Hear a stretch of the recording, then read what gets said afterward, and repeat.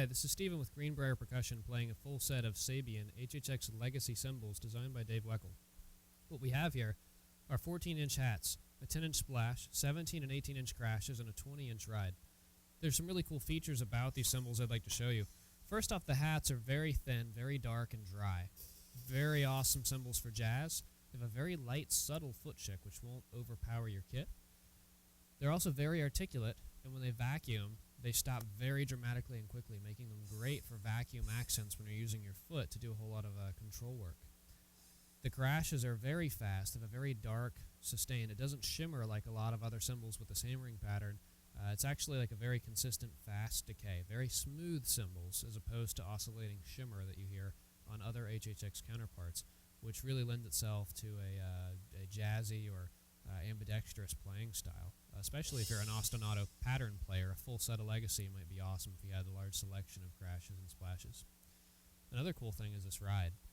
It's very dark, trashy, and vintage sounding. I'm in love with it. I actually play one on my own kit at home for this month. The bell's very dark, but cutting as well. It's brighter than the rest of the cymbal, obviously, but it's darker than a lot of ride bells.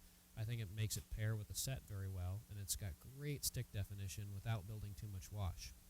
One of the reasons for that is an unlathed control ring designed into the cymbal, and you won't see this at a lot of other companies' ads because in a stock photo, you're only going to see the top of the cymbal and the logo. So, check that out.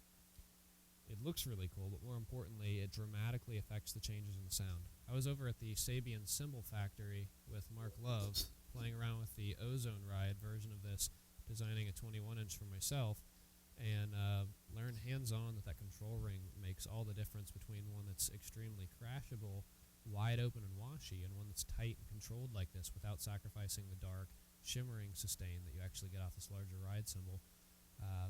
Really interesting fact there. The Ozone counterpart is a little darker, a lot trashier, and you can get a little more texture out of it. This is a more traditional sounding choice going with the 20-inch, and it also makes a great crash, even if you decide to use the 21-inch Ozone for your ride once Greenbrier offers it, to go with a setup like this. The splash is great for hand choking, very dark and complements the splash as well, and it keeps up in volume level with the crashes comparably, so it's really easy to mix when you're playing a kit.